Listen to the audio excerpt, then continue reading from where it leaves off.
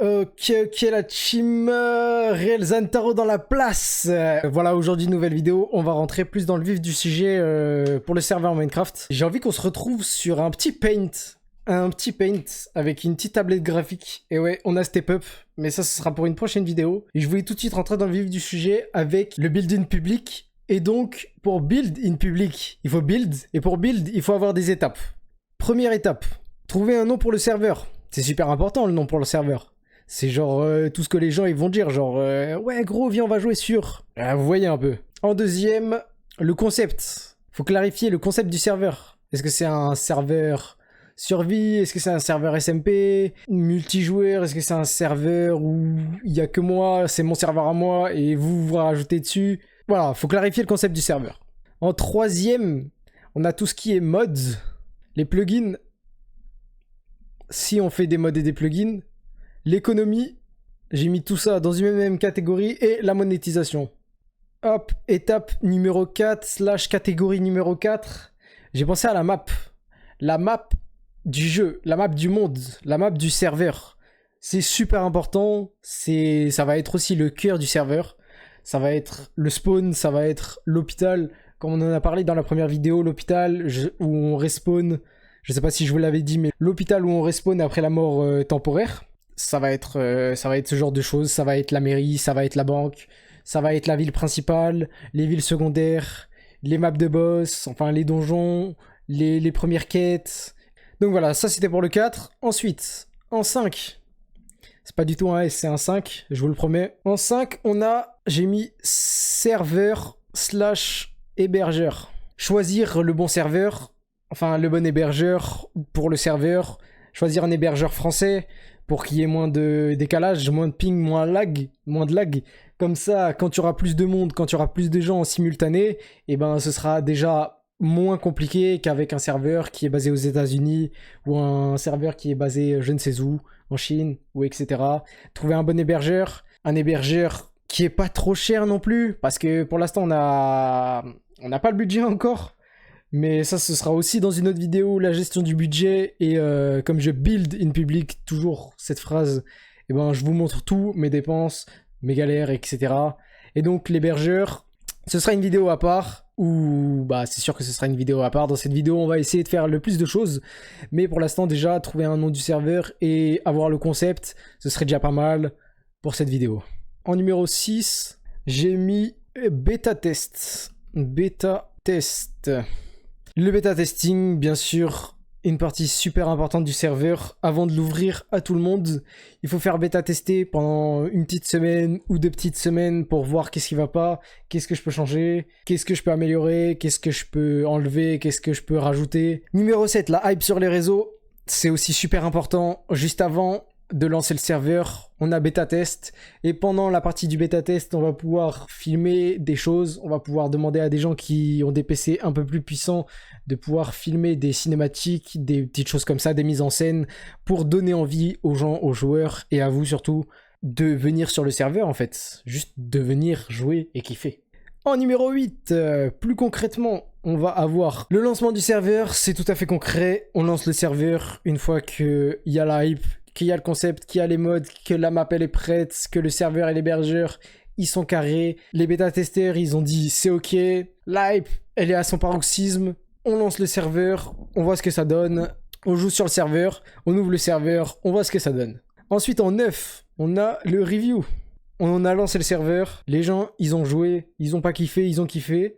On a des retours. Après, à moi de me débrouiller dans les 8 autres étapes juste avant pour faire que ce soit comme ça. Nouveau petit paint tout blanc. Pour l'instant, on va déjà essayer 1 de trouver le nom du serveur et 2 d'avoir le concept. Ok, et pour ça, j'ai trouvé rien de mieux qu'aller sur ChatGPT et clairement juste lui poser la question. Hop, on envoie.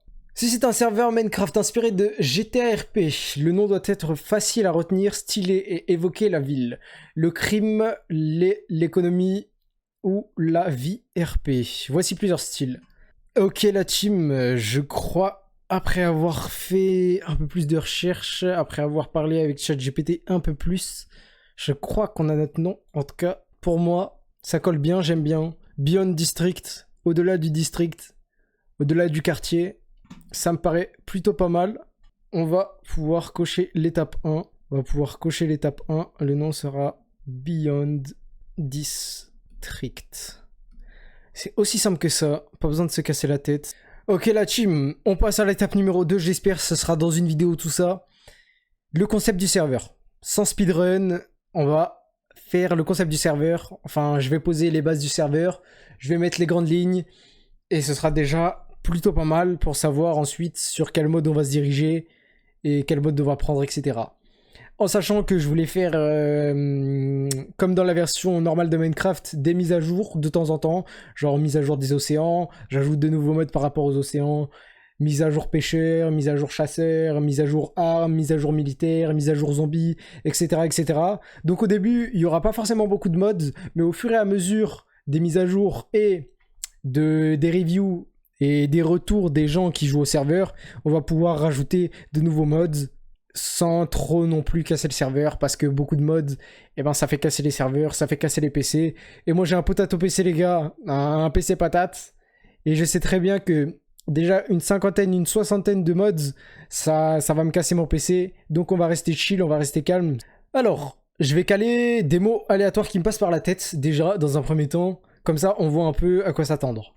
Bon, voilà, j'ai déjà mis pas mal de mots. J'ai noté les mots.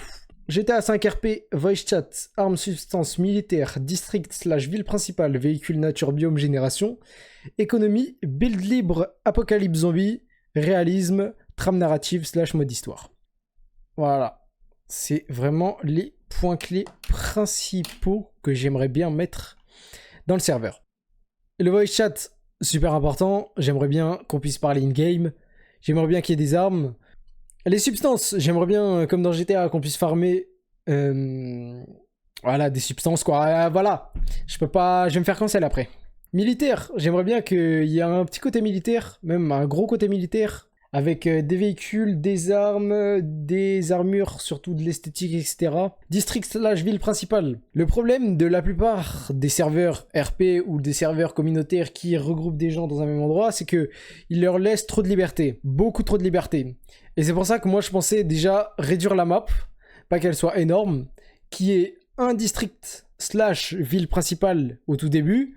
Tous les gens ils commencent là-bas, etc. Mais j'aimerais bien vraiment qu'on reste pour l'instant dans un district, dans une ville, dans une zone prédéfinie, limitée, pour pas que tout le monde se sépare. Ensuite, les véhicules, bien sûr, en tant que véhicules militaires, moto, voiture, les véhicules normaux, les vélos, même des Kajis, ça pourrait être stylé. Nature / biome / génération, ça j'ai mis un peu les trois en même temps. J'aimerais bien qu'il y ait une meilleure génération de biomes, qu'il y ait des arbres plus grands, qu'il y ait plus de biomes, qu'ils soient plus beaux les biomes, comme ça les gens ils voudraient plus s'y installer, les explorer, etc.